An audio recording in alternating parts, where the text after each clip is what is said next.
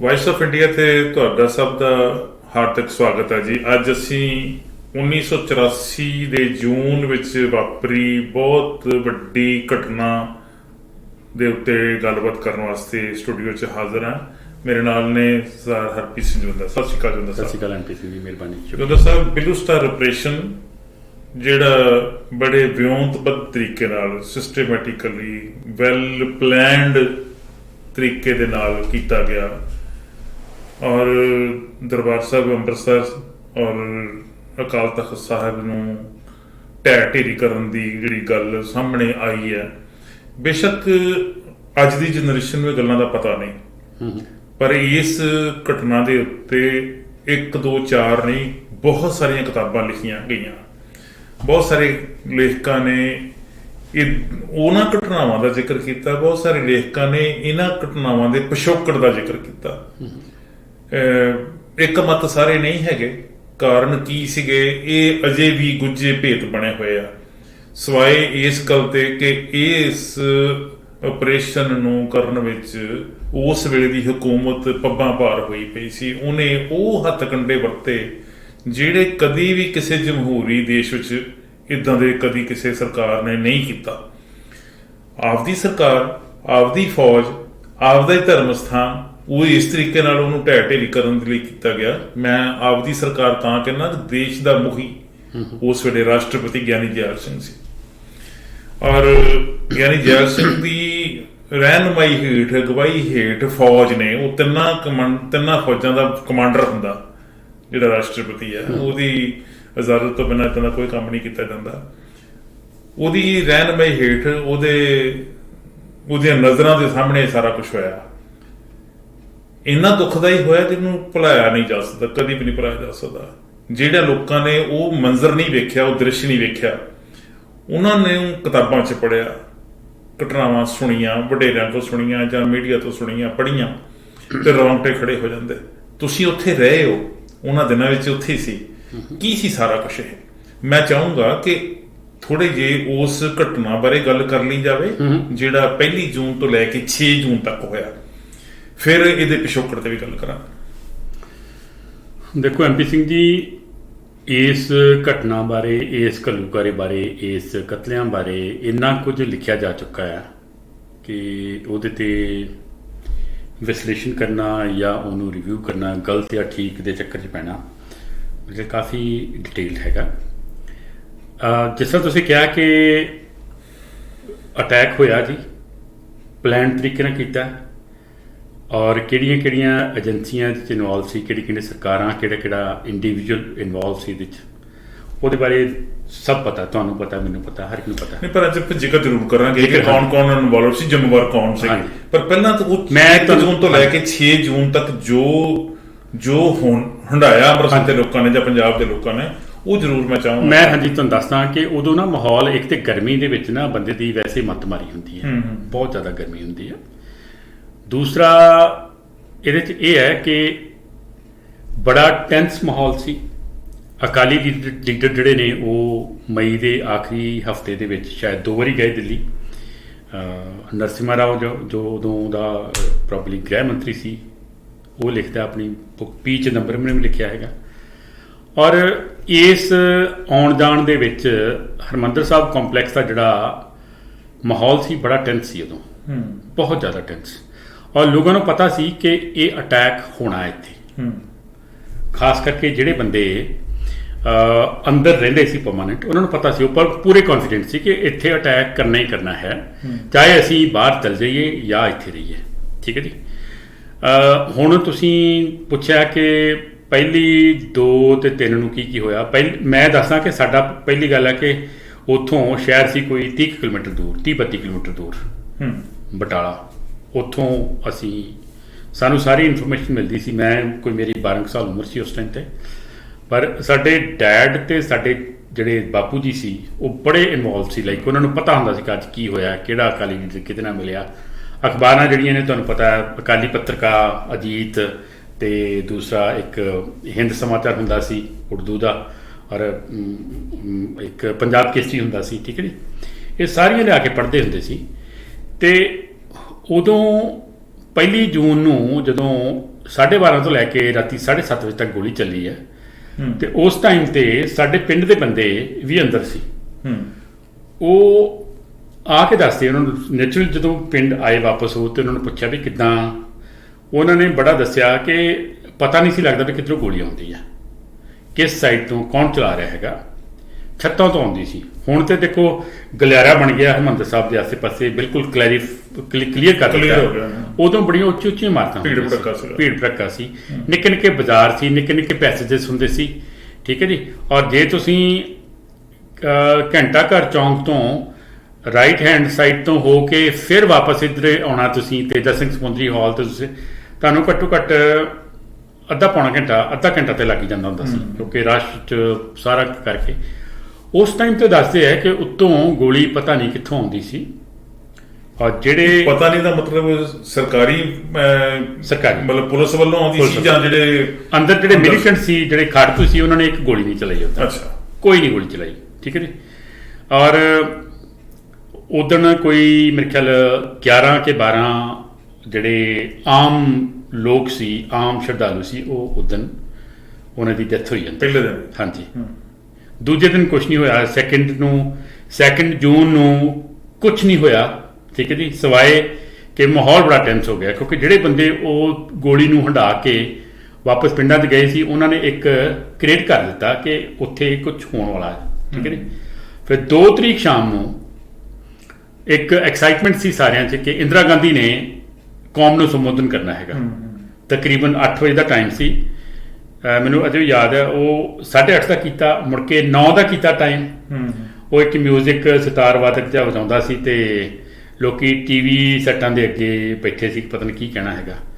ਔਰ ਫਿਰ ਅਲਟੀਮੇਟਲੀ 9:15 ਵਜੇ ਇੰਦਰਾ ਗਾਂਧੀ ਆਈ ਹੈ ਸਕਰੀਨ ਤੇ ਉਹ ਮੈਨੂੰ ਪਤਾ ਕਿ ਬੜੀ ਡਿਸਟਰਬ ਜੀ ਸੀ, ਲਾਈਕ ਜਿਸ ਤਰ੍ਹਾਂ ਬੰਦਾ ਕਨਫਿਊਜ਼ ਜਿਹਾ ਹੋ ਜਾਂਦਾ ਨਾ, ਉੱਦਾਂ ਸੀ। ਗੱਲ ਉਹਦੇ ਕੋਲ ਹੋ ਨਹੀਂ ਸੀ ਰਹੀ। ਸ਼ੁਰੂ ਜ਼ਿਆਦਾ ਕਨਫਿਊਜ਼ ਸੀ, ਮਿਡਲ 'ਚ ਉਹਨੇ ਥੋੜ੍ਹਾ ਜਿਹਾ ਟੈਂਪੋ ਫੜ ਲਿਆ ਤੇ ਉਹਨੇ ਕੁਝ ਗੱਲਾਂ ਕਹੀਆਂ ਜੀ ਕਿ ਨਫ਼ਰਤ ਤਿਆਗੋ ਤੇ ਖੂਨ ਬੰਦ ਕਰੋ, ਖੂਨ ਨਾ ਵਹਾਓ। ਠੀਕ ਹੈ ਜੀ।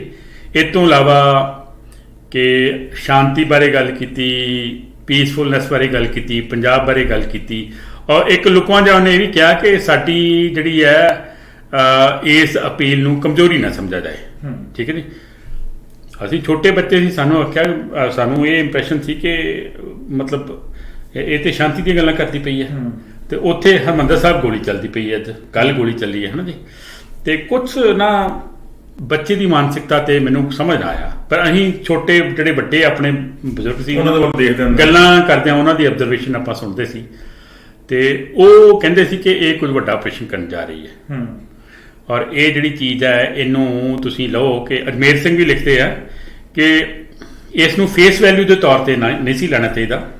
ਔਰ ਜਿਹੜੇ ਸਿਆਣੇ ਬੰਦੇ, ਜਿਹੜੇ ਰਾਜਨੀਤੀ ਦੇ ਪੁਆਇੰਟ ਆਫ ਵਿਊ ਤੋਂ ਘਾਟ ਬੰਦੇ, ਉਹ ਸਮਝ ਗਏ ਸੀ ਕਿ ਇਹ ਮਗਰਮੱਛ ਵਾਂਗੂ ਇਹ ਅੱਥਰੂ ਵਹਾ ਰਹੀ ਹੈ, ਪਰ ਇਹ ਕੁਝ ਜ਼ਿਆਦਾ ਕਰਨ ਵਾਲੀ। ਔਰ ਉਸੇ ਟਾਈਮ ਤੇ ਤੁਸੀਂ ਦੇਖੋ ਸਾਰੇ ਅੰਮ੍ਰਿਤਸਰ ਨੂੰ ਫੌਜ ਨੇ ਘੇਰ ਲਿਆ। ਫੌਜ ਪਹਿਲਾਂ ਹੀ ਮੂਵ ਕਰ ਚੁੱਕੀ ਹੈ। 14 ਬਿਹਾਰ ਤੇ ਪਤਾ ਨਹੀਂ 10 ਗਾਰਡਸ, 2 ਸੀ ਡਿਵੀਜ਼ਨ ਸੀ ਜਿਹੜੀਆਂ, ਉਹ ਮੂਵ ਕੀਤੀਆਂ। ਪੰਜਾਬ ਨੂੰ ਜਿਹੜਾ ਰੈਸਟ ਆਫ ਇੰਡੀਆ ਨਾਲੋਂ ਖਤਮ ਕਰ ਦਿੱਤਾ, ਡਿਸਐਸੋਸੀਏਟ ਕਰ ਦਿੱਤਾ। ਅੰਮ੍ਰਿਤਸਰ ਨੂੰ ਬਾਕੀ ਪੰਜਾਬ ਨਾਲੋਂ ਡਿਸਐਸੋਸੀਏਟ ਕਰ ਦਿੱਤਾ। ਹਰਿਮੰਦਰ ਸਾਹਿਬ ਕੰਪਲੈਕਸ ਨੂੰ ਜਿਹੜਾ ਬਾਕੀ ਅੰਮ੍ਰਿਤਸਰ ਨਾਲੋਂ ਕਰ ਦਿੱਤਾ। ਠੀਕ ਹੈ ਜੀ। ਤੇ ਫਿਰ ਮੈਨੂੰ ਯਾਦ ਹੈ ਕਿ ਅਸੀਂ ਕੋਠੇ ਸੌਂਦੇ ਹੁੰਦੇ ਸੀ। ਠੀਕ ਹੈ ਜੀ। ਔਰ ਸਵੇਰੇ ਤੜਕੇ ਜਿਸ ਤਰ੍ਹਾਂ ਇੱਥੇ ਦਿਨ ਚੜ੍ਹ ਜਾਂਦਾ 4:30-5 ਵਜੇ ਲੋ ਲੱਗ ਜਾਂਦੀ ਹੈ ਗਰਮੀਆਂ 'ਚ ਉਦੋਂ ਵੀ, ਤੇ ਉਸ ਟਾਈਮ ਤੇ ਸਾਨੂੰ ਉੱਥੋਂ ਆਵਾਜ਼ ਸੁਣੀ ਹੈ ਧਮਾਕਿਆਂ ਦੀ। ਠੀਕ ਹੈ ਜੀ। ਔਰ ਸਾਰਾ ਪਿੰਡ ਹੀ ਉੱਠ ਖਲੋਤਾ ਕਿ ਇਹ ਆਵਾਜ਼ ਕਿੱਥੋਂ ਆ ਰਹੀ ਹੈ, ਕਿਉਂਕਿ ਰਾਤ ਦੇ ਸਨਾਟੇ ਜਦੋਂ ਗੋਲੀ ਚੱਲਦੀ ਹੈ ਜਾਂ ਬੰਬ ਚੱਲਦਾ ਉਹਦੀ ਆਵਾਜ਼ ਬਹੁਤ ਦੂਰ ਤੱਕ ਸੁਣਦੀ। ਠੀਕ ਹੈ ਜੀ। ਔਰ ਫਿਰ ਸਾਰੇ ਪਾਸੇ, ਉਦੋਂ ਫੋਨ ਤੇ ਹੁੰਦੇ ਨਹੀਂ ਸੀ, ਨਾ ਹੀ ਸੈੱਲਫੋਨ ਸੀ, ਨਾ ਕਿ ਹੋਰ ਸੀ, ਸਾਰੇ ਪਾਸੇ ਪਤਾ ਲੱਗ ਗਿਆ ਵੀ ਅਟੈਕ ਹੋ ਗਿਆ ਉੱਥੇ ਹਰਿਮੰਦਰ ਸਾਹਿਬ। ਫਿਰ ਜੋ ਹੋਇਆ, ਔਰ ਜਦੋਂ ਅਸੀਂ ਨਾਰਮਲੀ ਟਾਇਲਟ ਤੇ ਘਰਾਂ 'ਚ ਹੁੰਦੇ ਨਹੀਂ ਸੀ, ਉਦੋਂ ਲੋਕੀ ਬਾਹਰ ਖੇਤਾਂ ਜਾਂਦੇ ਹਨ। ਜਦੋਂ ਲੋਕੀ ਬਾਹਰ ਫਰੈਸ਼ ਅਪ ਹੋਣ ਵਾਸਤੇ ਬਾਹਰ ਗਏ, ਬਾਹਰ ਪਿੰਡ ਨੂੰ ਫੋਰਸ ਨੇ ਘੇਰਾ ਪਾਇਆ ਤੇ ਉਹ ਕੱਲੇ ਕੱਲੇ ਬੰਦੇ ਨੂੰ ਲੰਘਾ ਕੇ ਤੇ ਸਕਰੀਨਿੰਗ ਕਰਕੇ ਫਿਰ ਉਹਨਾਂ ਨੂੰ ਜਾਣਦੇ ਨੇ, ਠੀਕ ਹੈ ਜੀ। ਲੋਕੀ ਹੈਰਾਨ। ਔਰ ਮੈਨੂੰ ਯਾਦ ਹੈ ਕਿ ਛੋਟੀਆਂ ਜੀਪਾਂ ਜਿਹੜੀਆਂ ਓਪਨ ਜੀਪਾਂ, ਉਹਨਾਂ ਦੇ ਉੱਤੇ ਨਿੱਕੇ ਨਿੱਕੇ ਮੋਰਟਾਰ ਤੇ ਛੋਟੀਆਂ ਗੰਨਾਂ ਬੀੜੀਆਂ ਹੋਈਆਂ ਸੀ ਉਹਨਾਂ ਨੇ। ਉਹ 'ਚ ਸਿੱਖ ਫੌਜੀ ਵੀ ਸੀ, ਹੋਰ ਵੀ ਕਾਫੀ ਸੀ, ਠੀਕ ਹੈ ਜੀ। ਤੇ ਮਤਲਬ ਕਹਿਣ ਦਾ ਮਤਲਬ ਕਿ ਇਸ ਤਰ੍ਹਾਂ ਦਾ ਮਾਹੌਲ ਸੀ ਉਸ ਟਾਈਮ ਤੇ। ਇਹਦਾ ਮਤਲਬ ਇਹ ਹੈ ਕਿ ਜਦੋਂ ਵੱਡਿਆਂ ਵਡੇਰਿਆਂ ਨੂੰ ਪਤਾ ਲੱਗ ਗਿਆ ਕਿ ਕੁਝ ਵੀ ਹੋ ਸਕਦਾ, ਹਾਂਜੀ, ਮਾਨਸਿਕ ਤੌਰ ਤੇ ਲੋਕੀ ਤਿਆਰ ਹੋ ਚੁੱਕੇ ਸੀਗੇ ਕਿ ਇਦਾਂ ਦਾ ਕੋਈ ਵੀ ਕੁਝ ਵੀ ਵਾਪਰ ਸਕਦਾ। ਹਾਂਜੀ, ਨਹੀਂ, ਲੋਕਾਂ ਨੂੰ ਇਹ ਸੀ ਕਿ ਅਟੈਕ ਨਹੀਂ ਹੋਣਾ ਉੱਥੇ। ਇਹ ਉਮੀਦ ਨਹੀਂ ਸੀ, ਇਹ ਉਮੀਦ ਨਹੀਂ ਸੀ, ਇਹ ਬਿਲਕੁਲ ਵੀ ਇਹ ਸਾਨੂੰ ਨਹੀਂ ਸੀ, ਨਾ ਸਾਡੇ ਵੱਡੇ ਵਡੇਰਿਆਂ ਨੂੰ ਸੀ ਕਿ ਅਟੈਕ ਨਹੀਂ, ਕੋਈ ਥੋੜਾ ਡਰਾਵਾ ਜਾਂ ਘੇਰਾ ਪਏਗਾ ਵੱਧ ਤੋਂ ਵੱਧ, ਉਹਨੂੰ ਲੋਕੀ ਉਹਨੂੰ ਸਰੈਂਡਰ ਕਰਾਉਣਗੇ ਜਾਂ, ਪਰ ਇਹ ਨਹੀਂ ਜਿੱਦਾਂ ਪੁਲਿਸ ਕਰਦੀ ਹੁੰਦੀ ਆ, ਜਿੱਦਾਂ ਪੁਲਿਸ ਕਰਦੀ, ਇਹ ਨਹੀਂ ਸੀ ਕਿ ਅਟੈਕ ਹੋਏਗਾ ਔਰ ਇੰਨੀ ਵੱਡੀ ਪੱਧਰ ਤੇ ਅਟੈਕ ਹੋਏਗਾ, ਇੰਨੇ ਜ਼ਿਆਦਾ ਬੰਦੇ ਲਾ ਕੇ ਔਰ ਇੰਨੇ ਟੈਂਕ ਤੇ ਮੋਰਟਾਰ ਤੇ ਬਖਤਰਬੰਦ ਗੱਡੀਆਂ ਤੇ ਹੋਰ ਜਿਹੜੇ ਨੇ ਤੋਪਾਂ ਜਿਹੜੀਆਂ ਛੋਟੀਆਂ ਹੈਵੀ ਮਸ਼ੀਨ ਗੰਨਾਂ, ਉਹਨਾਂ ਦਾ ਅਟੈਕ ਹੋਏ, ਇਹ ਬਿਲਕੁਲ ਨਹੀਂ ਸੀ। ਹੁਣ ਆਪਾਂ ਗੱਲ ਥੋੜੀ ਕਰ ਲਈ ਵੀ ਇਹ ਸਾਰਾ ਕੁਝ ਮਾਹੌਲ ਕਿੱਦਾਂ ਬਣ ਗਿਆ। ਹੁਣ ਆਮ ਤੌਰ ਤੇ ਜਿਹੜੇ ਲੇਖਕਾਂ ਨੇ ਕਿਤਾਬਾਂ ਲਿਖੀਆਂ, ਉਹਨਾਂ ਨੇ ਵੀ ਕਿਹਾ ਕਿ ਅੰਦਰ ਬੈਠੇ ਖਾੜਕੂਆਂ ਨੇ ਫੌਜਾਂ ਦਾ ਡਟ ਕੇ ਮੁਕਾਬਲਾ ਕੀਤਾ, ਬਹੁਤ ਸਾਰਾ ਨੁਕਸਾਨ ਕੀਤਾ। ਅੰਕੜੇ ਕਿਸੇ ਦੇ ਵੱਧ ਆ, ਕਿਸੇ ਦੇ ਘੱਟ ਹੈ। ਅਥੈਂਟਿਸਿਟੀ ਜਿਹੜੀ ਆ ਉਹ ਪ੍ਰੂਵ ਕਰਨੀ ਜਿਹੜੀ ਆ ਉਹ ਸ਼ਾਇਦ ਤੁਹਾਡੇ ਲਈ ਜਾਂ ਮੇਰੇ ਲਈ ਔਖੀ ਆ, ਜਾਂ ਸਾਡਾ ਇਹ ਕੰਮ ਵੀ ਨਹੀਂ। ਪਰ ਇਹ ਸਾਰਾ ਕੁਝ ਕਿਉਂ ਇਦਾਂ ਹੋ ਗਿਆ? ਅੰਦਰ ਹਥਿਆਰ ਚਲੇ ਗਏ ਇੰਨੇ ਜ਼ਿਆਦਾ, ਜਿਨ੍ਹਾਂ ਨੇ ਫੌਜ ਦਾ ਮੁਕਾਬਲਾ ਕਰਨ ਦੇ ਕਾਬਲ ਸੀ ਉਹ, ਔਰ ਵੈਲ ਪਲੈਨਡ ਵੇ ਨਾਲ ਉਹਨਾਂ ਨੇ ਵੀ ਮੋਰਚਾਬੰਦੀ ਕੀਤੀ ਹੋਈ ਸੀਗੀ। ਅੰਦਰ ਹਥਿਆਰ ਇਦਾਂ ਕਿਵੇਂ, ਉੱਥੋਂ ਕਿੱਥੋਂ ਆਏ ਹਥਿਆਰ? ਇਹ ਦੇਖੋ, ਮੈਂ ਤੁਹਾਨੂੰ ਦੱਸਦਾ ਹਾਂ ਕਿ ਨਾਰਮਲੀ ਇਹ ਚੀਜ਼ ਕ੍ਰੀਏਟ ਕੀਤੀ ਜਾਂਦੀ ਹੈ ਕਿ ਹਥਿਆਰ ਜਿਹੜੇ ਨੇ ਇੰਨੇ ਰਿਲੀਜੀਅਸ ਪਲੇਸ ਤੇ ਹਥਿਆਰ ਕਿਸ ਤਰ੍ਹਾਂ ਚਲੇ ਗਏ। ਦੇਖੋ, ਮੈਂ ਤੁਹਾਨੂੰ ਇੱਕ ਗੱਲ ਦੱਸਦਾ ਹਾਂ ਕਿ ਅਕਾਲ ਤਖਤ ਸਾਹਿਬ ਜਿਹੜਾ ਹੈ ਉਹ ਹਰਿਮੰਦਰ ਸਾਹਿਬ ਤੋਂ ਸੈਪਰੇਟ ਇੱਕ ਹੈਗਾ, ਬਿਲਕੁਲ ਸਾਹਮਣੇ ਦੂਜੇ ਪਾਸੇ। ਹਾਂਜੀ, ਠੀਕ ਹੈ ਜੀ। ਉੱਥੇ ਅੱਜ ਤੋਂ ਪਹਿਲਾਂ ਵੀ ਬਾਬਾ ਦੀਪ ਸਿੰਘ ਨੇ ਅਟੈਕ, ਜਦੋਂ ਅਬਦਾਲੀ ਨੇ ਕੀਤਾ ਸੀ ਹਰਿਮੰਦਰ ਸਾਹਿਬ ਦੀ ਬੇਹਰਮਤੀ ਕੀਤੀ ਸੀ, ਬਾਬਾ ਦੀਪ ਸਿੰਘ ਜੀ ਨੇ ਮਿੱਥ ਕੇ ਸ਼ਹੀਦੀ ਪਾਈ, ਠੀਕ ਹੈ ਜੀ। ਉਸ ਤੋਂ ਬਾਅਦ ਬਾਬਾ ਗੁਰਬਖਸ਼ ਸਿੰਘ ਉਹਨਾਂ ਦੀ ਬਣੀ ਹੈਗੀ ਉੱਥੇ, ਠੀਕ ਹੈ ਜੀ। ਉਹਨਾਂ ਨੇ ਵੀ 17-18 ਸਿੰਘ ਸੀ, ਉਹਨਾਂ ਨੇ ਮੁਕਾਬਲਾ ਕੀਤਾ, ਹਾਂਜੀ, ਅਬਦਾਲੀ ਦੀਆਂ ਫੌਜਾਂ ਦਾ ਕੀਤਾ ਉੱਥੇ, ਠੀਕ ਹੈ ਜੀ। ਉੱਥੇ ਸ਼ਹੀਦੀ ਪਾਈ, ਠੀਕ ਹੈ ਜੀ। ਔਰ ਜਿਹੜੀ ਇਹ ਸ਼ਹੀਦ ਹੋਣ ਦਾ ਜਾਂ ਹਥਿਆਰ ਲੈ ਕੇ ਜਾਣ ਦਾ, ਹੁਣ ਸ੍ਰੀ ਹਰਗੋਬਿੰਦ ਸਾਹਿਬ ਜਿਹੜੇ ਸੀ ਉਹ ਤੇ ਕਹਿੰਦੇ ਹੁੰਦੇ ਸੀ ਕਿ ਤੁਸੀਂ ਤਿਆਰ ਹੋ ਕੇ, ਸ਼ਸਤਰਧਾਰੀ ਹੋ ਕੇ ਮੇਰੇ ਕੋਲ ਆਓ ਤੁਸੀਂ, ਠੀਕ ਹੈ ਜੀ। ਤੇ ਇਹ ਤੁਸੀਂ, ਕੁਝ ਲੋਕ ਨਾਰਮਲੀ ਕਹਿੰਦੇ ਜੀ ਕਿ ਹਥਿਆਰ ਕਿਉਂ ਇਕੱਠੇ ਕੀਤੇ ਗਏ, ਠੀਕ ਹੈ ਜੀ, ਔਰ ਉਹਦੇ ਪਿੱਛੇ ਪਰਪਸ ਕੀ ਸੀ। ਮੈਂ ਤੁਹਾਨੂੰ ਥੋੜਾ ਜਿਹਾ ਬੈਕਗਰਾਊਂਡ 'ਚ ਜਾ ਕੇ ਦੱਸਦਾ ਕਿ ਉਸ ਟਾਈਮ ਤੇ ਜਿਹੜੇ ਪੋਲੀਟੀਸ਼ੀਅਨ ਸੀ ਦਿੱਲੀ ਬੈਠੇ, ਉਹਨਾਂ ਨੂੰ ਅਗਲੀਆਂ ਇਲੈਕਸ਼ਨ ਜਿੱਤਣ ਵਾਸਤੇ ਇੱਕ ਮੁੱਦਾ ਚਾਹੀਦਾ ਸੀ, ਠੀਕ ਹੈ ਜੀ। ਮੁੱਦਾ ਕੀ ਸੀ ਕਿ ਜਿਹੜਾ ਰੈਸਟ ਆਫ, ਦੇਖੋ ਹੁਕਮਰਾਨ ਉੱਥੋਂ ਦਾ ਇਹ ਹੈ, ਇੱਦਾਂ ਹੈ ਕਿ ਜੇ ਬਹੁਤ ਸਾਰੇ ਵੱਡੀਆਂ ਵੋਟਾਂ ਦਾ ਸੈਗਮੈਂਟ ਜਿੱਤਣ ਵਾਸਤੇ ਕਿ ਛੋਟੇ ਸੈਗਮੈਂਟ ਨੂੰ ਮਾਰਨਾ ਪਏ ਤੇ ਕੋਈ ਗੱਲ ਨਹੀਂ, ਠੀਕ ਹੈ। ਹੁੰਦਾ ਆਇਆ ਉੱਥੇ ਔਰ ਹੋ ਰਿਹਾ ਇੱਥੇ ਰਾਈਟ ਨਾਓ। ਉਸ ਟਾਈਮ ਤੇ ਵੀ ਇਹ ਸੀ ਕਿ ਅੱਗੋਂ 1985 ਜਨਵਰੀ 'ਚ ਇਲੈਕਸ਼ਨ ਹੋਣੀਆਂ ਸੀ। ਇੰਦਰਾ ਗਾਂਧੀ ਨੂੰ ਕੋਈ ਐਸਾ ਮੁੱਦਾ ਚਾਹੀਦਾ ਸੀ ਜਿਹਦੇ ਨਾਲ ਬਾਕੀ ਦੇਸ਼ ਜਿਹੜਾ ਉਹ ਪ੍ਰਭਾਵਿਤ ਹੋ ਸਕੇ, ਕਿਉਂਕਿ ਉਹਦਾ ਗ੍ਰਾਫ ਬੜਾ ਤੇਜ਼ੀ ਨਾਲ ਡਿੱਗ ਰਿਹਾ ਸੀ ਥੱਲੇ, ਠੀਕ ਹੈ ਜੀ। ਉਸ ਟਾਈਮ ਤੇ ਫਿਰ ਉਹਨਾਂ ਨੇ ਇਹ ਮੁੱਦਾ ਜਿਹੜਾ ਉਭਾਰ ਕੇ, ਔਰ ਜਿਹੜੀ ਇੱਕ ਬਹੁ ਗਿਣਤੀ ਉਹਦੇ ਮਨ 'ਚ ਇਹ ਡਰ ਪਾਇਆ ਕਿ ਅਗਰ ਮੈਂ ਇਹ ਨਹੀਂ ਕਰਾਂਗੀ ਜਾਂ ਮੇਰੇ ਕੋਲ ਇਸ ਤੋਂ ਇਲਾਵਾ ਹੋਰ ਕੋਈ ਚਾਰਾ ਨਹੀਂ ਰਹਿ ਗਿਆ ਕਿ ਮੈਨੂੰ ਇਹ ਕਰਨਾ ਪਿਆ, ਉਹ ਹੀ ਸੋਲੂਸ਼ਨ ਹੈਗਾ, ਠੀਕ ਹੈ ਜੀ। ਬਾਕੀ ਦੇਖੋ, ਇੱਕ ਸਵਰਨ ਸਿੰਘ ਹੁੰਦੇ ਸੀ ਇੰਡੀਆ ਦੇ ਵਿਦੇਸ਼ ਮੰਤਰੀ, ਉਹਨਾਂ ਦਾ ਸਨ-ਇਨ-ਲਾ KB ਸਿੰਘ ਕਰਕੇ ਹੈ, ਉਸਨੇ ਇੱਕ ਬੁੱਕ ਲਿਖੀ ਹੈ ਥਰਡ ਏਜੰਸੀ ਦੇ ਉੱਤੇ, ਠੀਕ ਹੈ ਜੀ। ਥਰਡ ਏਜੰਸੀ ਜਿਹੜੀ ਸੀ ਉਹ ਇੱਕ ਐਸਾ ਸਿੰਡੀਕੇਟ ਸੀ, ਗਰੁੱਪ ਸੀ, ਜਿਹਦੇ ਬਾਰੇ 'ਚ ਬਾਕੀ ਸਾਰੇ ਦੇਸ਼ ਨੂੰ, ਬਾਕੀ ਸਾਰੀ ਮਿਨਿਸਟਰੀਜ਼ ਨੂੰ, ਬਾਕੀ ਸਾਰੇ ਜਿਹੜੇ ਪੋਲੀਟੀਸ਼ੀਅਨਸ, ਉਹਨਾਂ ਨੂੰ ਕੋਈ ਪਤਾ ਨਹੀਂ ਸੀ। ਇੰਦਰਾ ਗਾਂਧੀ ਜਿਹੜੀ ਹੈ ਉਹ ਉਹਨਾਂ ਦੀ ਸਲਾਹ ਲੈਂਦੀ ਸੀ, ਉਹ ਇੰਦਰਾ ਗਾਂਧੀ ਦੀ ਸਲਾਹ ਨਾਲ ਚੱਲਦੇ ਸੀ। ਉਹਦੇ 'ਚ ਸੀ ਅਰੁਣ ਸਿੰਘ ਸੀ, ਅਰੁਣ ਨਹਿਰੂ ਸੀ, ਪੀ ਚਿਦੰਬਰਮ ਜਿਹੜਾ ਹਾਲੇ ਵੀ ਜਿੰਦਾ ਹੈਗਾ ਉਹ ਸੀ, ਇੱਕ KP ਸਿੰਘ ਦਿਓ ਹੁੰਦਾ ਸੀ ਡਿਫੈਂਸ ਮਿਨਿਸਟਰ, ਠੀਕ ਹੈ ਜੀ, ਇੱਕ ਸੀ ML ਫੋਤੇਦਾਰ ਵੀ ਸੀ ਉਹਦੇ ਵਿੱਚ, ਮੱਖਣ ਲਾਲ ਫੋਤੇਦਾਰ, ਇੱਕ RK ਧਮਨ ਦਾ ਪਰਸਨਲ ਸੈਕਟਰੀ ਸੀ, ਔਰ ਇੰਦਰਾ ਗਾਂਧੀ ਖੁਦ, ਔਰ IP ਦਾ ਜਿਹੜਾ ਇਹ ਸਿੰਘ ਸਾਹਿਬ ਜਿਹੜਾ ਜਿਹਦੀ ਮੈਂ ਗੱਲ ਕੀਤੀ ਹੈ KB ਸਿੱਧੂ ਕਰਕੇ, ਇਹਨਾਂ ਨੂੰ ਕਿਹਾ ਗਿਆ ਕਿ ਤੁਸੀਂ ਫੋਰਨ ਕੰਟਰੀਆਂ 'ਚ ਜਾ ਕੇ ਕੁਝ ਐਸੇ ਸੈੱਲ ਕ੍ਰੀਏਟ ਕਰਨੇ ਨੇ, ਕੁਝ ਐਸੇ ਚੀਜ਼ਾਂ ਬਣਾਉਣੀਆਂ ਨੇ ਜਿਹਦੇ ਨਾਲ ਰੈਸਟ ਆਫ ਦਾ ਵਰਲਡ ਨੂੰ ਇਹ ਇੰਪ੍ਰੈਸ਼ਨ ਬਣੇ ਕਿ ਇੱਕ ਗਰੁੱਪ ਹੈ ਜਿਹੜਾ ਖਾਲਿਸਤਾਨ ਨੂੰ ਪ੍ਰਮੋਟ ਕਰਨ ਵਾਸਤੇ ਪੱਪਾ ਭਾਰ ਹੋਇਆ ਪਿਆ। ਇਹ ਕਹਿੰਦੇ ਕਿ ਅਸੀਂ ਗਏ ਫੋਰਨ 'ਚ ਕੋਈ ਗੱਲ ਹੀ ਨਹੀਂ ਸੀ ਇਹਦੇ ਬਾਰੇ 'ਚ। ਸਾਨੂੰ ਦਿੱਲੀ ਤੋਂ ਇੰਸਟਰਕਸ਼ਨ ਆਇਆ ਕਰੇ ਕਿ ਤੁਸੀਂ ਕਰਦੇ ਕਿਉਂ ਨਹੀਂ, ਕਹਿੰਦੇ ਕਿ ਇੱਥੇ ਮੈਡਮ ਗਰਾਊਂਡ ਰਿਐਲਿਟੀ ਹੈ ਨਹੀਂ ਕੋਈ, ਉਸ ਚੀਜ਼ ਦੀ ਕੋਈ ਗੱਲ ਨਹੀਂ ਕਰਦਾ, ਨਾ ਕੋਈ ਹੋਰ ਕੋਈ ਹੈ ਹਥਿਆਰਾਂ ਬਾਰੇ ਜਾਂ ਹੋਰ, ਤਾਂ ਅਸੀਂ ਕਿੱਦਾਂ ਕਰੀਏ, ਦੱਸੋ ਕਿੱਦਾਂ ਕਰੀਏ। ਉੱਥੋਂ ਪ੍ਰੈਸ਼ਰ ਪਿਆ ਕਿ ਤੁਹਾਨੂੰ ਕਰਨਾ ਪੈਣਾ ਸਾਰਾ, it's part of your job. ਉਹ ਕਹਿੰਦੇ ਅਸੀਂ ਵਾਪਸ ਆ ਗਏ, ਫਿਰ ਦਿੱਲੀ ਸਾਨੂੰ ਬੁਲਾ ਲਿਆ। ਫਿਰ ਉਸ ਤੋਂ ਬਾਅਦ ਜਦੋਂ ਉਹਨਾਂ ਨੂੰ ਸੁਜੈਸ਼ਨ ਦਿੱਤੀ IP ਨੇ ਕਿ ਅਟੈਕ ਨਾਲੋਂ ਇਹ ਆਪਸ਼ਨਸ ਹੋਰ ਵੀ ਹੈਗੀਆਂ ਨੇ, ਇੰਦਰਾ ਗਾਂਧੀ ਨੇ ਆਊਟਰਾਈਟਲੀ ਰਿਜੈਕਟ ਕਰ ਦਿੱਤਾ ਕਿ ਨਹੀਂ, ਮੈਂ ਨਹੀਂ ਮੰਨਦੀ ਇਸ ਚੀਜ਼ ਨੂੰ, ਠੀਕ ਹੈ ਜੀ। ਹੁਣ ਕਾਰਨ ਕੀ ਸੀ? ਇੰਦਰਾ ਗਾਂਧੀ ਜਿਹੜੀ ਹੈ ਉਹ 1985 ਦੀਆਂ ਇਲੈਕਸ਼ਨਸ ਤੋਂ ਪਹਿਲਾਂ, ਜਨਵਰੀ 95 ਦੀ ਇਲੈਕਸ਼ਨਸ ਤੋਂ ਪਹਿਲਾਂ ਕੁਝ ਮਹੀਨੇ ਪਹਿਲਾਂ ਕੁਝ ਐਸਾ ਕਰਕੇ ਦਿਖਾਉਣਾ ਚਾਹੁੰਦੀ ਸੀ ਬਾਕੀ ਦੇਸ਼ ਨੂੰ, ਬਾਕੀ ਦੇਸ਼ ਦੇ ਲੋਕਾਂ ਨੂੰ, ਜਿਹਦੇ ਨਾਲ ਉਹ ਇੰਨੇ ਇੰਪ੍ਰੈਸ ਹੋਣ, ਉਸੇ ਤਰ੍ਹਾਂ ਇੰਪ੍ਰੈਸ ਹੋਣ ਜਿਸ ਤਰ੍ਹਾਂ 1971 'ਚ ਬੰਗਲਾਦੇਸ਼ ਨੂੰ ਵੱਖਰਾ ਕਰਕੇ ਉਹਨੇ ਇਲੈਕਸ਼ਨ ਦਿੱਤੀਆਂ ਸੀ। ਕਿਉਂਕਿ ਉਸ ਟਾਈਮ ਤੇ 84 ਦੇ ਵਿੱਚ ਉਹਦਾ ਗ੍ਰਾਫ ਕਾਫੀ ਥੱਲੇ, 84 'ਚ ਗ੍ਰਾਫ ਕਾਫੀ ਥੱਲੇ ਆ ਗਿਆ ਸੀ, ਪਪੂਲੈਰਿਟੀ ਗ੍ਰਾਫ, ਠੀਕ ਹੈ ਜੀ। ਜਿਹੜੇ ਹਥਿਆਰਾਂ ਦੀ ਤੁਸੀਂ ਗੱਲ ਕੀਤੀ ਹੈ, ਉਹ ਹਥਿਆਰ ਜਿਹੜੇ ਨੇ ਉਹ ਥਰਡ ਏਜੰਸੀ ਦੇ ਰਾਹੀਂ ਜਾਂ ਹੋਰ ਜਿਹੜੇ ਨੇ ਹੋਰ ਏਜੰਸੀਆਂ ਉਹਨਾਂ ਦੇ ਰਾਹੀਂ ਅੰਦਰ ਗਏ, ਠੀਕ ਹੈ ਜੀ। ਔਰ ਸੰਤ ਜਰਨੈਲ ਸਿੰਘ ਭਿੰਡਰਾਂ ਵਾਲੇ ਉਹਨਾਂ ਨੇ ਨਾ ਨਹੀਂ ਕੀਤੀ ਕਿਸੇ ਨੂੰ, ਕਿਉਂਕਿ ਉਹ ਜਾਣਦੇ ਸੀ ਉਹਦੀ ਮਾਨਸਿਕਤਾ ਨੂੰ ਜਾਣਦੇ ਸੀ ਕਿ ਉਹ ਅਕਸਰ ਕਹਿੰਦੇ ਹੁੰਦੇ ਸੀ, ਕਹਿੰਦੇ ਜੇ ਮੈਂ ਬਾਹਰ ਵੀ ਚਲਾ ਗਿਆ ਤਾਂ ਵੀ ਅਟੈਕ ਹੋਏਗਾ ਇੱਥੇ। ਸੇਮ ਚੀਜ਼ ਜਿਹੜੀ ਹੈ ਉਹ ਜਨਰਲ ਸੁਬੇਗ ਸਿੰਘ ਕਹਿੰਦੇ ਹੁੰਦੇ ਸੀ।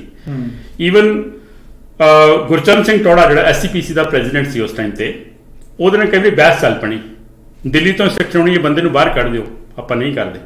ਉਹ ਕਹਿੰਦੇ ਤੁਸੀਂ ਰਿਟਰਨ ਲੈ ਲਓ, ਸ਼ੋਰਟੀ ਦੇ ਦਿਓ ਸਾਨੂੰ ਤੇ ਉੱਥੋਂ ਲੈ ਲਓ ਕਿ ਜੇ ਅਸੀਂ ਬਾਹਰ ਚੱਲਦੇ ਨੇ ਤੇ ਅਟੈਕ ਨਹੀਂ ਹੋਏਗਾ। ਇਸ ਗੱਲ ਤੇ ਟੋਰਾ ਚੁੱਪ ਕਰ ਜਾਂਦਾ ਹੁੰਦਾ ਸੀ, ਠੀਕ ਹੈ ਨੀ। ਜਿਹੜੇ ਬੰਦਿਆਂ ਨੇ ਅੰਦਰ ਮੁਕਾਬਲਾ ਕੀਤਾ ਉਸ ਅਟੈਕ ਦਾ, ਉਹ ਜਾਣਦੇ ਸੀ ਕਿ ਇਹਨਾਂ ਨੇ ਇਸ ਪਲੇਸ ਦੀ ਬੇਹੁਰਮਤੀ ਕਰਨੀ ਹੀ ਕਰਨੀ ਹੈ।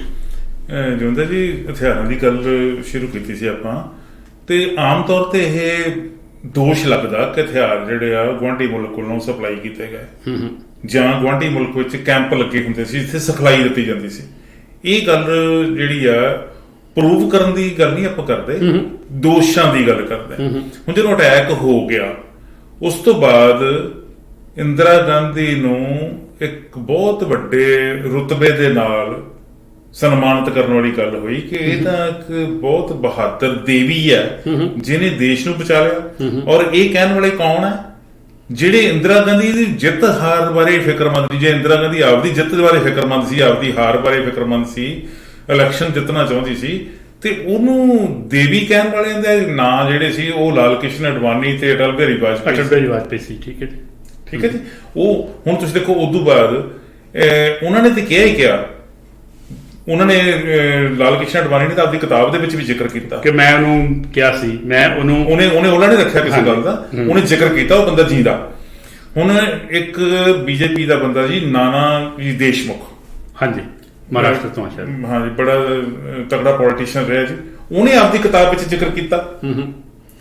ਫਿਰ ਇੱਕ ਅਰੁਣ ਸ਼ੌਰੀ ਪੱਤਰਕਾਰ, ਇਹ ਕਿਸੇ ਜ਼ਮਾਨੇ ਦੇ ਵਿੱਚ ਵਕੀਲ ਵਜ਼ਾਰਤ ਵਿੱਚ ਵੀ ਰਿਹਾ, ਮੰਤਰੀ ਰਿਹਾ ਹੈਗਾ, ਉਹਨੇ ਵੀ ਆਪਦੀ ਕਿਤਾਬ ਵਿੱਚ ਜ਼ਿਕਰ ਕੀਤਾ ਕਿ ਜੇ ਇੰਦਰਾ ਗਾਂਧੀ ਇਦਾਂ ਨਾ ਕਰਦੀ ਤੇ ਦੇਸ਼ ਦਾ ਜਿਹੜਾ ਸੀਗਾ ਉਹ ਮੂੰਹ ਹਾਂਦਰਾ ਬਦਲ ਜਾਣਾ ਸੀ। ਸ਼ਾਇਦ ਪੰਜਾਬ ਤੇ ਪੰਜਾਬ ਦੇ ਨਾਲ ਹੋਰ ਕੁਝ ਵੀ ਦੇਸ਼ ਨਾਲੋਂ ਅਲੱਗ ਕਰਤਾ ਜਾਂਦਾ। ਇਹ ਉਹਨੂੰ ਕਰਨਾ ਹੀ ਚਾਹੀਦਾ ਸੀਗਾ, ਕਰਨਾ ਪੈਣਾ ਸੀ। ਜੇ ਉਹਨੇ ਕੀਤਾ ਤੇ ਉਹਨੇ ਦੇਸ਼ ਨੂੰ ਬਚਾ ਲਿਆ।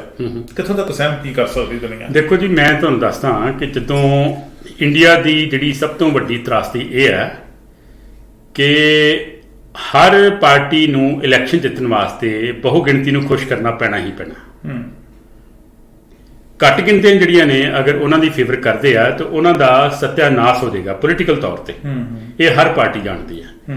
ਜਿਹੜੇ ਬੰਦੇ ਕਹਿੰਦੇ ਕਿ ਅਸੀਂ ਇੰਦਰਾ ਗਾਂਧੀ ਨੂੰ ਫੋਰਸ ਕੀਤਾ ਕਿ ਤੂੰ ਉੱਥੇ ਜਾ ਕੇ ਆਪਰੇਸ਼ਨ ਕਰ, ਬੇਸਿਕਲੀ ਉਹਨਾਂ ਨੂੰ ਪੰਜਾਬ ਦੇ ਹਾਲਾਤ ਨਾਲ, ਪੰਜਾਬ ਦੇ ਲੋਕਾਂ ਨਾਲ, ਹਰਮੰਦਰ ਸਾਹਿਬ ਦੇ ਨਾਲ ਜਾਂ ਕਿਸੇ ਫਲਸਫੇ ਨਾਲ ਕੋਈ ਸਰੋਕਾਰ ਨਹੀਂ ਸੀ। ਉਹਨਾਂ ਦਾ ਸੀ ਕਿ ਅਗਰ ਇਹ ਐਕਸ਼ਨ ਕਰਦੀ ਹੈ, ਅਸੀਂ ਇਹ ਇੰਪ੍ਰੈਸ਼ਨ ਦੇਣਾ ਹੈ ਲੋਕਾਂ ਨੂੰ ਕਿ ਇਹ ਇੰਪ੍ਰੈਸ਼ਨ, ਇਹ ਜਿਹੜਾ ਐਕਸ਼ਨ ਹੈ, ਇਹ ਆਪਰੇਸ਼ਨ ਹੈ, ਅਸੀਂ ਕਰਵਾਇਆ, ਕਹਿ ਕੇ ਕਰਵਾਇਆ। ਇਹ ਉਹ ਮਾਨਸਿਕਤਾ ਸੀ ਜਿਹੜੀ ਅੱਗ ਦੇ ਵਿੱਚੋਂ, ਕਤਲਾਂ ਦੇ ਵਿੱਚੋਂ, ਖੂਨ ਦੇ ਵਿੱਚੋਂ ਵੀ ਵੋਟਾਂ ਦੀ ਝਾਕ ਰੱਖਦੀ ਸੀ। ਠੀਕ ਹੈ ਜੀ। ਸੋ ਇਹ ਕਹਿਣਾ ਕਿ ਅਸੀਂ ਕਰਵਾਇਆ ਹੈਗਾ, ਬਿਲਕੁਲ ਠੀਕ ਹੈ। ਉਹਨਾਂ ਨੇ ਅੰਮ੍ਰਿਤਸਰ ਇੱਕ ਫੋਟੋ ਵੀ ਹੈ ਜੀ, ਐਵੀਡੈਂਸ ਹੈਗੀ। ਹਾਂਜੀ, ਉਹਨਾਂ ਨੇ ਗਿਆ, ਉਹਨਾਂ ਨੇ ਫੌਜ ਨੂੰ ਹਵਾਲੇ ਕਰੋ ਕਿਹਾ ਹੈਗਾ। ਔਰ MP ਸਿੰਘ ਜੀ, ਸਭ ਤੋਂ ਵੱਡੀ ਗੱਲ ਇਹ ਹੈ ਕਿ ਇੱਕ ਬੰਦਾ ਹਾਲੇ ਵੀ ਜਿਉਂਦਾ ਹੈਗਾ, ਸੁਬਰਾਮਨਿਅਮ ਸਵਾਮੀ, ਬੜਾ ਬੜਬੋਲਾ ਹੈ ਜੀ, ਬੀਜੇਪੀ ਦਾ ਲੀਡਰ। ਹਾਂਜੀ, ਚਲੋ ਉਹਦੇ ਕਈ ਵਾਰੀ ਹਾਸੋਹੀਣੇ ਬਿਆਨ ਹੀ ਆਉਂਦੇ ਆ। ਜਦੋਂ ਦਿੱਲੀ ਦੇ ਸਰਕਾਰੀ ਗਲਿਆਰਿਆਂ 'ਚ ਇਹ ਇੰਪ੍ਰੈਸ਼ਨ ਪੈ ਗਿਆ ਕਿ ਉੱਥੇ ਇੱਕ ਸੰਤ ਹੈ ਜਿਹੜਾ ਸਿੱਧਾ ਪਾਕਿਸਤਾਨ ਨਾਲ ਕਨੈਕਸ਼ਨ ਆ ਉਹਦਾ, ਤੇ ਉਹ ਕਹਿੰਦਾ ਮੈਂ ਦੇਖ ਕੇ ਆਉਣਾ ਭਲਾ ਵੀ ਕਿੰਨਾ ਕੁ ਉਹਦਾ ਕਨੈਕਸ਼ਨ ਹੈ ਜਾਂ ਕਿੰਨੇ ਕੁ ਹਥਿਆਰਾਂ ਦੀ ਫੈਕਟਰੀ ਲੱਗੀ ਪਈ ਹੈ। ਸੁਬਰਾਮਨਿਅਮ ਸਵਾਮੀ ਕਹਿੰਦਾ ਹੈ ਕਿ ਮੈਂ ਗੁਰੂ ਨਾਨਕ ਨਿਵਾਸ ਦੇ 8 ਨੰਬਰ ਕਮਰੇ 'ਚ ਮੈਨੂੰ ਠਹਿਰਾਇਆ ਗਿਆ ਉੱਥੇ, ਤੇ ਕਹਿੰਦਾ ਮੈਂ ਸੰਤ ਜਰਨੈਲ ਸਿੰਘ ਭਿੰਡਰਾਣੇ ਨੂੰ ਮਿਲ ਗਿਆ ਉੱਥੇ, ਤੇ ਉੱਥੇ ਕੁਝ ਇੱਕ ਸਟੋਵ ਪਿਆ ਸੀ, ਕਹਿੰਦਾ ਚਾਹ ਗਰਮ ਕਰਨ ਵਾਲਾ ਜਾਂ ਦੁੱਧ ਗਰਮ ਕਰਨ ਵਾਲਾ, ਇੱਕ ਬਿਸਤਰਾ ਸੀ ਤੇ ਬਾਕੀ ਕੁਝ ਸਿੰਘ ਸੀ ਖਲੋਤੇ ਉੱਥੇ। ਤੇ ਉਹ ਕਹਿੰਦਾ ਕਿ ਮੈਂ ਪੁੱਛਿਆ ਵੀ ਤੁਹਾਡੀ ਹਥਿਆਰਾਂ ਦੀ ਫੈਕਟਰੀ ਕਿੱਥੇ ਹੈ? ਸੰਤ ਭਿੰਡਰਾਣੇ ਨੇ ਪੁੱਛਿਆ ਵੀ ਹਥਿਆਰਾਂ ਦੀ ਫੈਕਟਰੀ ਕਿੱਥੇ? ਉਹ ਕਹਿੰਦੇ ਜੀ ਆਹੋ ਹੀ ਹੈ ਸਾਡੇ ਕੋਲ ਤੇ ਹਥਿਆਰਾਂ ਦੀ ਫੈਕਟਰੀ। ਫਿਰ ਕਹਿੰਦਾ 4 ਦਿਨ ਮੈਂ ਰਿਹਾ ਉੱਥੇ। ਠੀਕ ਹੈ ਜੀ। 2-3 ਵਾਰੀ ਉੱਥੇ ਜਾ ਗਿਆ ਉਹ। ਜਦੋਂ ਸੰਤ ਅਕਾਲ ਤਖਤ ਸ਼ਿਫਟ ਕਰ ਗਏ ਆ, ਉਹ ਸ਼ਿਫਟ ਕਿਉਂ ਕੀਤੇ ਉਹ ਵੀ ਤੁਹਾਨੂੰ ਮੈਂ ਦੱਸੂਗਾ ਕੀ ਰੀਜ਼ਨ ਸੀ ਉਹਦਾ, ਕਿ ਖੂਨ ਖਰਾਬਾ, ਉੱਥੇ 2 ਗਰੁੱਪ ਬਣ ਗਏ ਸੀ ਤੇ ਉਹਨਾਂ ਦਾ ਆਪਸ 'ਚ ਖੂਨ ਖਰਾਬਾ ਟਾਲਣ ਵਾਸਤੇ ਉਹਨਾਂ ਨੂੰ ਉੱਥੇ ਸ਼ਿਫਟ ਹੋਣਾ ਪਿਆ। ਤੇ ਉਹ ਦੱਸਦਾ ਹੈ ਕਿ ਮੈਂ ਅਕਾਲ ਤਖਤ ਸਾਹਿਬ ਵੀ ਜਿੱਥੇ ਰਹਿੰਦੇ ਉੱਥੇ ਵੀ ਦੇਖਿਆ ਕਿ ਉੱਥੇ ਕੋਈ ਨਹੀਂ ਸੀ ਉਹਨਾਂ ਦਾ, ਨਾ ਕੋਈ ਫੈਕਟਰੀ, ਨਾ ਕੋਈ ਪਾਕਿਸਤਾਨੀ ਬੰਦਾ, ਨਾ ਕੋਈ ਹੋਰ ਉਹਨਾਂ ਦੇ। ਸੋ ਇੱਕ ਪ੍ਰੋਪੇਗੈਂਡਾ ਸੀ, ਇੱਕ ਲਹਿਰ ਸੀ, ਇੱਕ ਵੇਵ ਸੀ, ਇੱਕ ਤੁਸੀਂ ਕਹਿ ਲਓ ਕਿ ਇੱਕ ਹਵਾ ਚਲਾਤੀ ਸੀ ਦਿੱਲੀ ਨੇ ਬਹੁ ਗਿਣਤੀ ਦੇ ਮਨ 'ਚ ਇਹ ਪਾਉਣ ਵਾਸਤੇ ਕਿ ਤੁਹਾਨੂੰ ਅਗਰ ਕੋਈ ਰੱਖਿਆ ਕਰ ਸਕਦਾ ਹੈ ਤੁਹਾਡੀ ਇਹਨਾਂ ਲੋਕਾਂ ਤੋਂ, ਤੇ ਉਹ ਮੈਂ ਹੀ ਕਰ ਸਕਦੀ ਹਾਂ। ਜੇ ਬਹੁ ਗਿਣਤੀ ਦੇ ਮਨ ਦੇ ਵਿੱਚ ਇਹ ਅਹਿਸਾਸ ਕਰਾਉਣ ਦਾ ਮੁੱਦਾ ਸੀਗਾ ਕਿ ਉਹਨਾਂ ਦੀ ਰਖਵਾਲੀ ਜਾਂ ਉਹਨਾਂ ਦੀ ਰਾਖੀ ਜਾਂ ਉਹਨਾਂ ਦੀ ਸਿਕਿਉਰਿਟੀ ਜਿਹੜੀ ਆ ਉਹ ਕਾਂਗਰਸ ਕਰ ਸਕਦੀ ਹੈ। ਹਾਂਜੀ। ਤੇ ਇਹ ਗੱਲ ਅਕਾਲੀਆਂ ਨੂੰ ਨਹੀਂ ਸੀ ਪਤਾ। ਦੇਖੋ, ਅਕਾਲੀਆਂ ਨੇ 1975 'ਚ, ਅਕਾਲੀ ਇੱਕੋ ਇੱਕ ਪਾਰਟੀ ਸੀ ਜਿਨ੍ਹਾਂ ਨੇ, ਹਾਲਾਂਕਿ ਐਮਰਜੈਂਸੀ ਦੇ ਨਾਲ ਸਿੱਧਾ ਕੋਈ ਸਰੋਕਾਰ ਨਹੀਂ ਸੀ, ਤੇ ਤਾਂ ਵੀ ਇੰਦਰਾ ਗਾਂਧੀ ਦੇ ਨੱਕ 'ਚ ਦਮ ਕੀਤਾ ਸੀ। ਇਹਨਾਂ ਨੇ ਡੈਮੋਨਸਟ੍ਰੇਸ਼ਨ ਕੀਤਾ ਜਗ੍ਹਾ ਜਗ੍ਹਾ ਤੇ। ਹੁਣ ਮੈਂ ਤੁਹਾਨੂੰ ਦੱਸਣਾ ਇੱਕ ਅੰਦਰ ਦੀ ਗੱਲ ਕਿ ਮੈਂ ਕਿਉਂਕਿ ਬਹੁਤ ਸਟੱਡੀ ਕੀਤੀ ਹੈ 71 ਤੋਂ ਲੈ ਕੇ ਬਾਅਦ ਦੀ, ਉਸ ਲੇਡੀ ਦੀ ਮਾਨਸਿਕਤਾ ਇਹ ਸੀ, ਉਹ ਜਿਹਦੇ ਬਾਰੇ ਕਿਹੜ ਰੱਖਦੀ ਸੀ ਨਾ ਕਿ ਇਹਨੇ ਮੈਨੂੰ ਕਿਸੇ ਟਾਈਮ ਤੇ ਆਹ ਗੱਲ ਕਹੀ ਹੈ, ਉਹ ਜਾਂਦੀ ਨਹੀਂ ਸੀ ਦਿਮਾਗ 'ਚੋਂ। 1975 'ਚ ਜਦੋਂ ਐਮਰਜੈਂਸੀ ਦਾ ਵਿਰੋਧ ਕੀਤਾ ਅਕਾਲੀਆਂ ਨੇ, ਤੇ ਉਦੋਂ ਹੀ ਉਹਨੇ ਮਨ 'ਚ ਧਾਰ ਲਿਆ ਸੀ ਕਿ ਮੈਂ ਇਸ ਪਾਰਟੀ ਨੂੰ, ਇਹਨਾਂ ਬੰਦਿਆਂ ਨੂੰ, ਇਹ ਜਿਹੜੇ ਚਿਹਰੇ ਨੇ, ਇਹਨਾਂ ਨੂੰ ਜ਼ੀਰੋ ਕਰਕੇ ਰੱਖ ਦੇਣਾ ਹੈਗਾ। ਠੀਕ ਹੈ ਜੀ। ਸੋ ਇਹਨਾਂ ਨੂੰ ਜ਼ੀਰੋ ਕਰਨ ਦਾ ਪਰਪਸ ਉਹਦੇ ਮਨ 'ਚ ਸੀ, ਏਮ ਸੀ। ਇਹਨਾਂ ਨੂੰ ਕੀ ਕਰਦੀ ਹੁੰਦੀ ਸੀ ਕਿ ਦਿੱਲੀ ਬੁਲਾ ਲੈਣਾ, ਆਓ ਗੱਲ ਕਰੀਏ। ਠੀਕ ਹੈ ਜੀ। ਗੱਲ ਕਰਕੇ ਸਾਰੇ ਮੁੱਦੇ ਮੰਨ ਕੇ 90% ਤੇ ਸਹਿਮਤੀ ਹੋ ਜਾਣੀ, ਫਿਰ ਕਹਿਣਾ ਮੈਡਮ ਨੇ ਕਹਿਣਾ ਕਿ ਅਸੀਂ ਮੈਂ ਬਾਹਰ ਚੱਲਦੀ ਹਾਂ ਜਰਾ।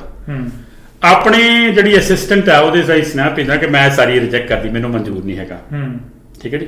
ਇਦਾਂ 3-4 ਵਾਰੀ ਦਿੱਲੀ ਬੁਲਾਇਆ ਤੇ ਬੇਇੱਜ਼ਤ ਕਰਕੇ ਵਾਪਸ ਤੋਰਿਆ ਉਹਨਾਂ ਨੂੰ ਬੇਰੰਗ। ਪਰ ਅਕਾਲੀ ਲੀਡਰਸ਼ਿਪ ਦੇ ਉੱਤੇ ਜਲੰਧਰ ਜੀ ਦੋਸ਼ ਲੱਗਿਆ ਕਿ ਇਹਨਾਂ ਨੇ ਤਾਂ ਖੁਦ ਆਪ ਰਿਟਨ ਵਿੱਚ ਲਿਖਿਆ ਭਾਰਤ ਸਰਕਾਰ ਨੂੰ, ਇੰਦਰਾ ਗਾਂਧੀ ਦਾ ਨਾਂ ਲੈ ਕੇ ਨਹੀਂ ਹੋਊਗਾ, ਜਿਹੜੇ ਉਹਦੇ ਅੱਗੋਂ ਪਿਆਦੇ ਹੈਗੇ ਸੀ ਉਹਨਾਂ ਦੇ ਨਾਂ ਤੇ ਚਿੱਠੀਆਂ ਲਿਖੀਆਂ ਆਈਆਂ ਔਰ ਅਕਾਲੀ ਲੀਡਰਸ਼ਿਪ ਦੇ ਥੱਲੇ ਦਸਤਖਤ ਹੈਗੇ। ਮੈਂ ਤੁਹਾਨੂੰ ਉਹਦਾ ਵੀ ਜਵਾਬ ਦੇਣਾ, ਉਸ ਚੀਜ਼ ਦਾ ਵੀ ਜਵਾਬ ਦੇਣਾ। ਹੁਣ ਅਕਾਲੀ ਜਿਹੜੇ ਭੋਲੇ ਪੰਛੀ ਸੀ ਉਹਨਾਂ ਨੂੰ ਇਹ ਨਹੀਂ ਸਮਝ ਆਈ ਕਿ ਸਾਨੂੰ ਜ਼ੀਰੋ ਕੌਣ ਕਰ ਰਿਹਾ ਹੈਗਾ। ਸਾਨੂੰ ਜ਼ੀਰੋ ਭੋਲੇ ਪੰਛੀ ਇਹ ਕਿ ਦਿੱਲੀ ਜਾਣਾ ਇਹਨਾਂ ਨੇ ਵੀ ਅਸੀਂ ਮੈਡਮ ਨਾਲ ਨਹੀਂ ਹੋ ਸਕਦਾ ਇਹ ਭੋਲੇ ਪੰਛੀ ਨੇ ਹੁਣ ਕੋਈ ਮੇਰੀ ਗੱਲ ਮੈਂ ਬਾਤ ਕਰਦਾ। ਇਹ ਸਮਝਦੇ ਰਹੇ ਹੈ ਕਿ ਸਾਨੂੰ ਜੇ ਸਾਡੀ ਇਹ ਦੁਰਗਤੀ ਹੋਈ ਹੈ ਇਹ ਸੰਤ ਜਰਨੈਲ ਸਿੰਘ ਭਿੰਡਰਾਂ ਵਾਲੇ ਕਰਕੇ ਹੋਈ ਹੈ, ਇਹਦੇ ਬੰਦਿਆਂ ਕਰਕੇ ਹੋਈ ਹੈ। ਇਹ ਬੰਦਾ ਹਰਿਮੰਦਰ ਸਾਹਿਬ ਤੇ ਆਇਆ ਹੈ, ਦਰਬਾਰ ਸਾਹਿਬ ਤੇ ਆਇਆ ਹੈ, ਇਹਦੇ ਕਰਕੇ ਸਾਡੀ ਇਹ ਬੇਹੁਰਮਤੀ ਹੋਈ ਹੈ, ਸਾਡੀਆਂ ਦੁਕਾਨਾਂ ਤੇ ਜਿਹੜੀ ਸੇਲ ਆ ਉਹ ਘਟ ਗਈ ਹੈ ਤੇ ਸਾਡਾ ਜਿਹੜਾ ਦਿੱਲੀ ਜਿਹੜੀ ਹੈ ਦਿੱਲੀ ਦੀ ਪੁੱਛ ਕੇ ਜਿਹੜੀ ਆ ਉਹ ਵੀ ਇਸ ਬੰਦੇ ਕਰਕੇ ਘਟੀ ਹੈ। ਠੀਕ ਹੈ ਜੀ। ਸੋ ਰਾਦਰ ਦੈਨ ਕਿ ਕੋਈ ਕਿਸੇ ਹੱਦ ਤੱਕ ਉਹ ਵੀ ਜ਼ਿੰਮੇਵਾਰ ਹੈਗੇ, ਉਹ ਵੀ ਜ਼ਿੰਮੇਵਾਰ ਹੈਗੇ ਜੀ। ਫਿਰ ਕੀ ਹੈ ਉਹਨਾਂ ਦੇ ਮਨ 'ਚ ਇਹ ਇੰਪ੍ਰੈਸ਼ਨ ਬਣ ਗਿਆ ਕਿ ਜਿੰਨੀ ਦੇਰ ਤੱਕ ਆ ਬੰਦਾ ਖਤਮ ਨਹੀਂ ਹੁੰਦਾ, ਇੱਥੋਂ ਬਾਹਰ ਨਹੀਂ ਕੱਢਿਆ ਜਾਂਦਾ, ਅਰੈਸਟ ਨਹੀਂ ਹੁੰਦਾ ਜਾਂ ਮਾਰਿਆ ਨਹੀਂ ਜਾਂਦਾ, ਸਾਡੀ ਦਾਲ ਨਹੀਂ ਗਲਣੀ ਹੈਗੀ। ਨਾ ਸਾਡੀ ਦਿੱਲੀ ਨੇ ਗੱਲ ਸੁਣਨੀ ਹੈ, ਨਾ ਸਾਡੀ ਪੰਜਾਬ ਦੇ ਲੋਕਾਂ ਨੇ ਗੱਲ ਸੁਣਨੀ ਹੈ। ਕਿਉਂਕਿ ਜਿਹੜਾ ਇੱਕ ਟਾਈਮ ਐਸਾ ਸੀ ਕਿ ਸੰਤ ਜਰਨੈਲ ਸਿੰਘ ਭਿੰਡਰਾਂ ਵਾਲਿਆਂ ਨੂੰ ਮੰਜੀ ਸਾਹਿਬ ਤੋਂ ਸਾਰਿਆਂ ਨੇ ਸਲਾਹ ਕਰਕੇ ਉੱਥੋਂ ਕੱਢ ਦਿੱਤਾ ਕਿ ਤੁਸੀਂ ਇੱਥੇ ਲੈਕਚਰ ਨਹੀਂ ਕਰ ਸਕਦੇ। ਉਹਨਾਂ ਨੇ ਮੰਜੀ ਸਾਹਿਬ ਜਿਹੜਾ ਲੰਗਰ ਇਮਾਰਤ ਆ ਉੱਤੇ ਲਾਉਣਾ ਸ਼ੁਰੂ ਕਰਤਾ। ਠੀਕ ਹੈ ਨੀ। ਮੰਜੀ ਸਾਹਿਬ ਤੇ ਲੌਂਗੋਵਾਲ ਲੈਕਚਰ ਕਰਦਾ ਹੁੰਦਾ ਸੀ ਇੱਕ ਟਾਈਮ ਤੇ, ਮੈਂ ਕਰ ਰਿਹਾ ਫੈਬਰਵਰੀ 82 ਤੋਂ ਬਾਅਦ ਦੀ ਗੱਲ ਹੈ।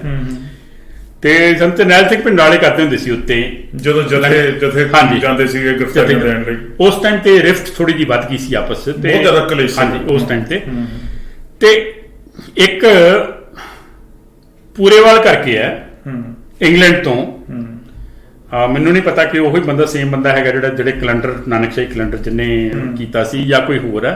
ਉਹਦੀ ਮੈਂ ਇੱਕ ਵਿਸਥਾਰ ਪੜ੍ਹਿਆ ਸੀ ਉਹਦਾ ਕਿ ਮਾਰਚ ਦੀ ਗੱਲ ਹੈ, ਮਾਰਚ 83 ਦੀ ਗੱਲ ਹੈ। ਕਹਿੰਦੇ ਕਿ ਮੈਂ ਗਿਆ ਹਰਿਮੰਦਰ ਸਾਹਿਬ ਮੰਜੀ ਸਾਹਿਬ ਦੇ ਉੱਪਰ, ਸੌਰੀ ਲੰਗਰ ਦੀ ਇਮਾਰਤ ਦੇ ਉੱਪਰ ਮੈਂ ਕਿਹਾ ਚਲੋ ਸੰਤਾਂ ਦੇ ਦਰਸ਼ਨ ਕਰ ਆਉਂਦੇ ਆ। ਕਹਿੰਦੇ ਉੱਥੇ ਇੰਨੀ ਭੀੜ ਕਿ ਮੈਂ ਅੱਗੇ ਨਾ ਜਾ ਸਕਿਆ ਤੇ ਕਹਿੰਦੇ ਕਿ 12-12:30 ਵਜੇ ਭੀੜ ਘੱਟ ਜਾਂਦੀ, ਫਿਰ ਆ ਕੇ ਤੁਸੀਂ ਦਰਸ਼ਨ ਕਰ ਲਿਓ ਜਾਂ ਗੱਲਬਾਤ ਕਰਨੀ ਕਰ ਲਿਓ। ਕਹਿੰਦੇ ਉਹਨੇ ਚਿਰ ਮੈਂ ਸੋਚਿਆ ਕਿ ਲੌਂਗੋਵਾਲ ਨੂੰ ਮਿਲ ਆਉਂਦੇ ਆ। ਕਹਿੰਦੇ ਇਹ ਆਪਣੇ ਦਫ਼ਤਰ, ਇਹਦਾ ਦਫ਼ਤਰ ਸ਼ਾਇਦ ਸੀ ਇੱਥੇ ਤੇਜਾ ਸਿੰਘ ਸਮੁੰਦਰੀ ਹਾਲ ਜਾਂ ਉੱਥੇ, ਇਕੱਲਾ ਬੈਠਾ ਹੋਇਆ ਅਲੋਨ। ਤੇ ਇਹਨੇ ਸਤਿ ਸ਼੍ਰੀ ਅਕਾਲ ਬੁਲਾਈ, ਕਹਿੰਦਾ ਸੰਤ ਜੀ ਮੈਂ ਫਲਾਣਾ ਸੀ, ਮੈਂ ਪਹਿਲਾਂ ਉੱਧਰ ਗਿਆ ਸੀ, ਉੱਧਰ ਤੇ ਭੀੜ ਹੀ ਬਹੁਤ ਹੈ ਤੇ ਮੈਂ ਸੋਚਿਆ ਚਲੋ ਤੁਹਾਡੇ ਦਰਸ਼ਨ ਕरें। ਇਕੱਲਾ ਕਮਰੇ 'ਚ ਬੈਠਾ ਹੋਇਆ ਸੀ ਲੌਂਗੋਵਾਲ। ਤੇ ਉਹਦਾ ਜਵਾਬ ਸੀ ਜਿਹੜਾ ਜਵਾਬ ਉਸ ਮਾਨਸਿਕਤਾ ਨੂੰ ਜ਼ਾਹਿਰ ਕਰਦਾ ਹੈ ਕਿ ਉਹ ਬੰਦੇ ਕਿੰਨੇ ਫਰਸਟ੍ਰੇਟਡ ਸੀ ਇਸ ਬੰਦੇ ਤੋਂ, ਸੰਤ ਜਰਨੈਲ ਸਿੰਘ ਭਿੰਡਰਾਂ ਵਾਲੇ ਤੋਂ। ਜਦੋਂ ਉਹਨੇ ਕਿਹਾ ਨਾ ਕਿ ਉਧਰ ਤੇ ਭੀੜ ਹੀ ਬਹੁਤ ਸੀ, ਉਹਦੇ ਮੁਤਾਬਿਕ ਪੂਰੇਵਾਲ ਦੇ ਮੁਤਾਬਿਕ ਲੌਂਗੋਵਾਲ ਕਹਿੰਦਾ ਹੈ ਕਿ ਹਾਂ ਭੀੜ ਵਾਦੀ ਹੋ ਹੀ ਗਈ ਹੈ, ਭੀੜ ਉਹਦੀ ਦੁਕਾਨ ਚੱਲੀ ਪਈ ਹੈ, ਉਹਦੀ ਦੁਕਾਨ ਬੰਦ ਕਰਾਉਣੀ ਪੈਣੀ ਹੈ। ਮਤਲਬ ਐਕਸਟੈਂਪੋਰ ਜਿਹੜਾ ਐਕਸਪ੍ਰੈਸ਼ਨ ਹੁੰਦਾ ਇਹ ਸੀ। ਦੁਕਾਨ ਫਿਰ ਕਿੱਦਾਂ ਬੰਦ ਕਰਾਈ? ਦਿੱਲੀ ਨੂੰ ਚਿੱਠੀਆਂ ਲਿਖਦੇ ਹੁੰਦੇ ਸੀ। ਨਹੀਂ ਹੁਣ ਠੀਕ ਹੈ, ਮੈਂ ਤੁਹਾਡੀ ਗੱਲ ਅੰਡਰਸਟੈਂਡ ਕਰਦਾ। ਗੱਲ ਸਵਾਲ ਤਾਂ ਪੈਦਾ ਹੁੰਦਾ ਕਿ ਜਿਹੜੇ ਬਲੂ ਸਟਾਰ ਆਪਰੇਸ਼ਨ ਦੇ ਵਿੱਚ ਆਮ ਲੋਕ ਮਾਰੇ ਗਏ, ਹਾਂਜੀ, ਉਹਨਾਂ ਦਾ ਕਾਤਲ ਕਿਹਨੂੰ ਕਿਹਾ ਜਾਵੇ? ਦੇਖੋ ਜੀ, ਉਹਨਾਂ ਦਾ ਕਾਤਲ ਮੇਰੇ ਮੁਤਾਬਿਕ ਦਿੱਲੀ ਦੀ ਗਵਰਨਮੈਂਟ ਨੂੰ ਕਹਿਣਾ ਚਾਹੀਦਾ। ਨਹੀਂ ਪਰ ਰਲੇ ਤਾਂ ਨਾਲ ਦੂਜੇ ਵੀ ਸੀਗੇ। ਮੇਰੀ ਗੱਲ ਸੁਣੋ, ਜਿਨ੍ਹਾਂ ਨੇ ट्रिगर करवाया, अटैक करवाया, चिट्ठियां लिखियां, दिल्ली ने कहा कि मैडम आप जल्दी करो, अब सिचुएशन जो है हालत हथों निकल ही जाती है, वो जिम्मेवार ने जिन्हों जो कुछ अज भी जिंदे है ने, साडे अगे पिछे फिरते हैं, साडे उन्हां दे रिश्तेदार सारे उत्थे साडे हैगे आ। ठीक है जी। दूजे जिहड़े ने वो बंदे है जिन्हां ने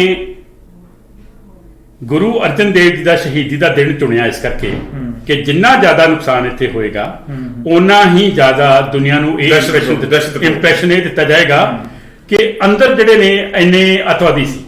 हुण देखो लड़न वाले जिहड़े सी, मैं दसदा तुहानूं ਕਿ ਲੜਨ ਵਾਲੇ ਬੰਦੇ ਜਿਹੜੇ ਹਥਿਆਰਬੰਦ, ਐਕਚੁਅਲ ਹਥਿਆਰਬੰਦ 100 ਤੋਂ ਵੱਧ ਬੰਦਾ ਨਹੀਂ ਸੀ ਉਹ, 100 ਬੰਦੇ, ਠੀਕ ਹੈ ਜੀ। ਫਿਰ ਅਨਾਉਂਸਮੈਂਟ ਕੀਤੀ ਜਿਹੜੀ ਬਾਹਰ ਕਿ ਤੁਸੀਂ ਬਾਹਰ ਆ ਜਾਓ, ਉਹ ਕੀਤੀ। ਉਹ ਜਲਿਆਂਵਾਲੇ ਬਾਗ ਜਿਹੜਾ ਐਂਟਰੈਂਸ ਆ ਉਹਦੇ ਲਾਗੇ ਜਾ ਕੇ, ਉਹ ਅੰਦਰ ਕਿੰਨੇ ਸੁਣਨੀ ਸੀ। ਫਿਰ ਇਹ ਵੀ ਦੋਸ਼ ਲੱਗਦੇ ਆ ਕਿ ਆਉਣ ਦਿੱਤੇ ਅੰਦਰ, ਬਾਹਰ ਜਿਹੜੇ ਨੇ ਉਹ ਇੰਨੇ ਈਜ਼ੀਲੀ ਐਕਸੈਸ ਉਹਨਾਂ ਨੂੰ ਬਾਹਰ ਜਾਣ ਨਹੀਂ ਦਿੱਤਾ। ਹੁਣ ਦੇਖੋ ਅਗਰ ਬੰਦਾ ਆਇਆ ਅੰਦਰ ਤੇ ਉਹ ਕਿੱਥੇ ਜਾਏਗਾ? ਜਾਂ ਤੇ ਜਿਹੜੇ ਪ੍ਰਕਰਮਾਂ 'ਚ ਕਮਰੇ ਉੱਥੇ ਵੜੇਗਾ, ਜਾਂ ਪ੍ਰਕਰਮਾਂ 'ਚ ਉਹ ਥੰਮਲੇ ਜਿਹੜੇ ਬਣੇ ਨੇ ਉੱਥੇ ਹੋਏਗਾ, ਜਾਂ ਲਾਗੇ ਹੈ ਜਿਹੜਾ ਲੰਗਰ ਦੀ ਇਮਾਰਤ ਉੱਥੇ ਚੱਲ ਜਾਏਗਾ, ਜਾਂ ਤੇਜਾ ਸਿੰਘ ਸਮੁੰਦਰੀ ਹਾਲ ਜਾਂ ਗੁਰੂ ਰਾਮਦਾਸ ਰਾਹ ਉੱਥੇ ਚੱਲ ਜਾਏਗਾ। ਹੁਣ ਜਵੰਦਾ ਜੀ ਮੈਂ ਥੋੜਾ ਜਿਹਾ ਉਹ ਮੰਜ਼ਰ ਜਿਹੜਾ ਸੀਗਾ, ਹਾਂਜੀ, ਉਹ ਜਦੋਂ ਕਤਲੇਆਮ ਹੋਇਆ ਇਹ 1 ਜੂਨ ਤੋਂ ਲੈ ਕੇ 6 ਜੂਨ ਤੱਕ ਜੋ ਕੁਛ ਉੱਥੇ ਹੋਇਆ, ਮੈਂ ਉਹਨਾਂ ਬਾਰੇ ਇੱਕ ਉਸ ਵੇਲੇ ਦੇ ਕਮਿਸ਼ਨਰ ਜਿਹੜੇ ਸੀ ਨਰਿੰਦਰ ਰਤਨ, ਹਾਂਜੀ, NS ਰਤਨ ਜਿਹਨਾਂ ਨੂੰ ਕਹਿੰਦੇ, ਲਿਟਰੇਰੀ ਬੰਦਾ ਜੀ, ਉਹ ਤਾਂ ਅਫਸਰਸ਼ਾਹੀ 'ਚ ਵੀ ਪੂਰੇ ਥੱਲਿਓਂ ਲੈ ਕੇ ਉੱਪਰ ਤੱਕ ਵੱਡੇ ਤੋਂ ਵੱਡੇ ਅਹੁਦੇ ਤੱਕ ਵੀ ਉਹਨਾਂ ਨੇ ਉਹਦਾ ਮਾਣਿਆ ਹੈਗਾ। ਉਹਨਾਂ ਦੀ ਮੈਂ ਇੱਕ ਇੰਟਰਵਿਊ ਸੁਣ ਰਿਹਾ ਸੀਗਾ।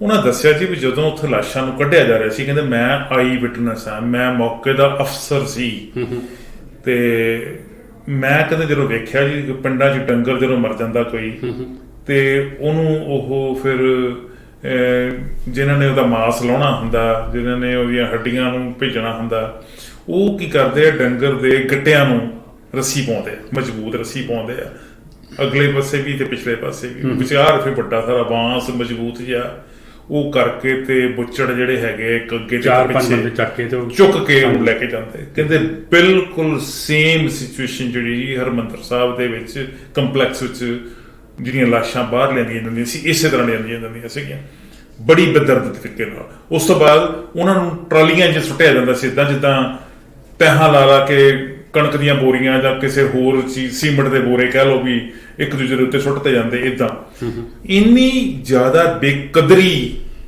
ਹੋਈ ਉਹਨਾਂ ਲਾਸ਼ਾਂ ਦੀ ਜਾਂ ਉਹਨਾਂ ਲੋਕਾਂ ਦੀ, ਜਿਹੜੇ ਮੈਂ ਸਮਝਦਾ ਅਣਿਆਈ ਮੌਤੇ ਮਰੇ ਜੀ, ਠੀਕ ਹੈ ਜੀ। ਉੱਥੇ ਨੁਕਸਾਨ 95% ਜਿਹੜੇ ਆਮ ਸੰਗਤ ਮਰੀ ਹੈ ਜੀ। ਹਾਂਜੀ, ਨੁਕਸਾਨ ਬਿਨਾਂ ਸ਼ੱਕ ਸਰਕਾਰ ਦਾ ਵੀ ਹੋਇਆ, ਸਰਕਾਰੀ ਬੰਦਿਆਂ ਦਾ ਵੀ ਹੋਇਆ, ਦੂਜੇ ਪਾਸੇ ਵੀ ਹੋਇਆ। ਪਰ ਜਿਹੜਾ ਨੁਕਸਾਨ ਉਸ ਪਵਿੱਤਰ ਸਥਾਨ ਦਾ ਹੋਇਆ, ਉਹਦੇ ਲਈ ਜਿਹੜਾ ਮੈਨੂੰ ਲੱਗਦਾ ਕਿ ਆਉਣ ਵਾਲੀਆਂ ਪੀੜ੍ਹੀਆਂ ਜਿਹੜੀਆਂ ਉਹ ਸਵਾਲ ਕਰਦੀਆਂ ਹੀ ਰਹਿਣਗੀਆਂ ਕਿ ਇਹਦੀ ਜ਼ਿੰਮੇਵਾਰੀ ਕਿਹਦੀ ਆ, ਘੱਟ ਵਾ ਕਿਸੇ ਦੀ ਜਾਂ ਕਿਸੇ ਦੀ ਵੱਧ ਹੈ। ਇਹ ਨਹੀਂ ਸੀ ਹੋਣੀ ਚਾਹੀਦੀ, ਟਾਲੀ ਜਾ ਸਕਦੀ ਸੀ। ਟਾਲਣ ਦੇ ਲਈ ਇਹ ਕੋਈ ਇੱਕ ਬੰਦਾ ਨਹੀਂ ਕਹਿ ਸਕਦਾ ਕਿ ਮੈਂ ਹੁੰਦਾ ਤੇ ਮੈਂ ਟਾਲ ਦੇਣਾ ਸੀ। ਉਹ ਜਿੰਨੇ ਬੰਦੇ ਵੀ, ਜਿੰਨੀਆਂ ਧਿਰਾਂ ਵੀ ਇਨਵੋਲਵ ਹੈਗੀਆਂ, ਉਹ ਸਾਰਿਆਂ ਦੀ ਸਾਂਝੀ ਕੋਸ਼ਿਸ਼ ਹੁੰਦੀ, ਸ਼ਾਇਦ ਇਹ ਨਾ ਹੁੰਦਾ। ਪਰ ਜਿਹੜਾ ਹੋਇਆ ਉਹਦੇ ਜ਼ਖਮ ਜਿਹੜੇ ਉਹ ਰਿਸਦੇ ਰਹਿਣਗੇ। ਉਹ ਜ਼ਖਮ ਜਿਹੜੇ ਉਹ ਕਦੀ ਭਰਨੇ ਨਹੀਂ। ਜਦੋਂ ਵੀ ਜੂਨ ਦਾ ਪਹਿਲਾ ਹਫ਼ਤਾ ਆਊਗਾ ਉਦੋਂ ਇਹ ਗੱਲ ਬਾਰ-ਬਾਰ ਯਾਦ ਆਉਂਦੀ ਰਹੂਗੀ।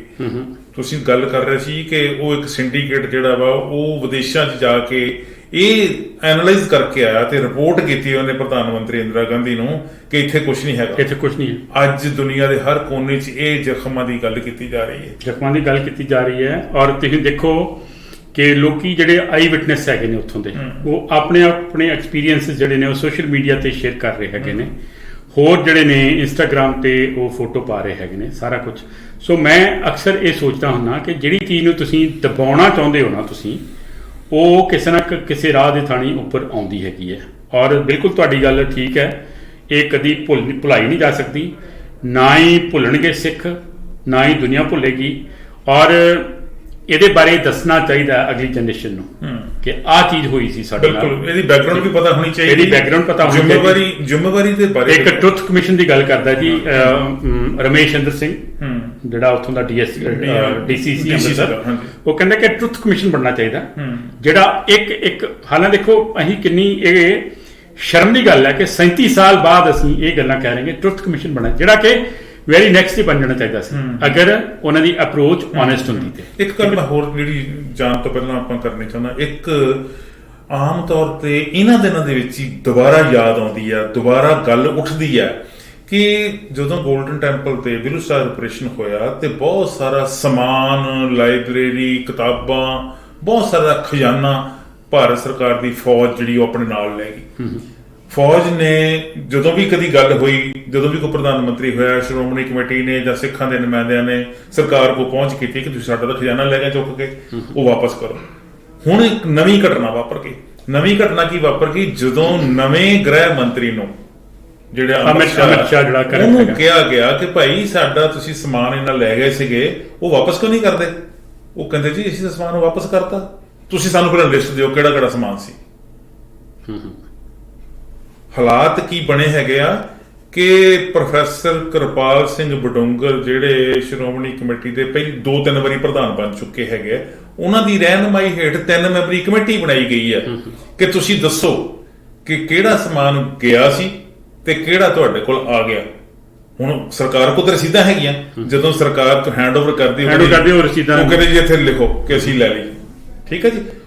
ਹੁਣ ਉਹ ਕਿੱਥੇ ਗਿਆ ਸਮਾਨ ਸਾਰਾ, ਉਹ ਕਿੱਥੇ ਗਏ ਦਾ ਮੈਂ ਤੁਹਾਨੂੰ ਦੱਸਦਾ। ਔਰ ਦੇਖੋ, ਉਹ ਹੈਰਾਨੀ ਬੜੀ ਗੱਲ ਹੈ, ਇੱਥੋਂ ਤੱਕ ਪਤਾ ਲੱਗਦਾ ਪਿਆ ਕਿ ਉਹ ਜਿਹੜੀਆਂ ਧਾਰਮਿਕ ਗ੍ਰੰਥ ਸੀਗੇ ਜਾਂ ਵੱਡੀਆਂ ਪੀੜਾਂ ਸੀ, ਜਿਹੜੀਆਂ ਬਹੁਮੁੱਲੀਆਂ, ਜਿਨ੍ਹਾਂ ਦੀ ਕੋਈ ਕੀਮਤ ਨਹੀਂ, ਉਂਝ ਤਾਂ ਬਾਣੀ ਦੀ ਕੀਮਤ ਹੀ ਕੋਈ ਨਹੀਂ, ਗ੍ਰੰਥਾਂ ਦੀ ਪੁਰਾਣਿਆਂ ਦੀ ਕੋਈ ਕੀਮਤ ਨਹੀਂ ਹੈਗੀ, ਪਰ ਕੀਮਤ ਅੰਕੀ ਜਾਵੇ ਤੇ ਬਹੁਤ ਵੱਡੀ ਗੱਲ ਹੈ, ਉਹ ਨਿਲਾਮ ਹੋ ਗਈਆਂ, ਉਹ ਵੇਚ ਦਿੱਤੀ ਹੈ, ਵੇਚੀਆਂ ਗਈਆਂ। ਉਹ ਇੰਗਲੈਂਡ ਅਮਰੀਕਾ ਤੋਂ ਮਿਲੀ ਹੈ। ਉਹਦੇ ਲਈ ਕੌਣ ਜ਼ਿੰਮੇਵਾਰ ਹੈ ਜੀ?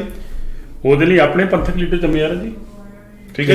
ਜਿਨ੍ਹਾਂ ਦੇ ਕਬਜ਼ੇ 'ਚ ਇਹ ਸਵਾਲ ਜਿਹੜੇ ਜੀ ਰਹਿਣਗੇ, ਤੇ ਮੈਂ ਨਹੀਂ ਚਾਹੁੰਦਾ ਕਿ ਇਹ ਸਵਾਲਾਂ ਦੇ ਜਵਾਬ ਅਗਲੇ ਸਾਲ ਮਿਲਣ।